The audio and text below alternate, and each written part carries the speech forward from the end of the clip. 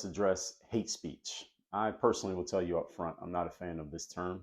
It's a new age term that has been created as a way of basically emotionally blackmailing people from saying what they want to say if they happen to be bigoted or have a blanket negative view of a certain person, group, race, etc. for whatever reason.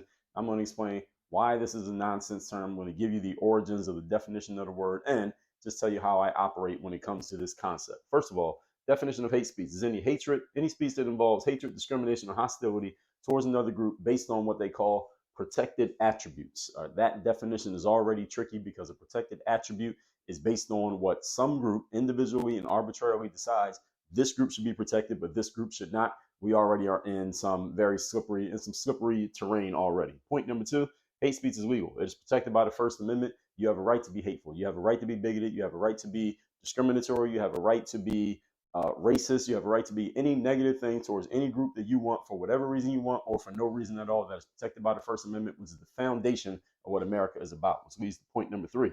I will defend your right to be hateful even if you are hateful against me. You don't like men, you don't like heterosexuals, you don't like black people, you don't like people who wear suits, you don't like people who make whiteboard videos. I will defend your right to be hateful, even though if you say something hateful towards me because of it, I may respond to you. I'm not calling the cops. I'm not filing a lawsuit because that's for weak people or other words that I won't use in this video. Work on your game.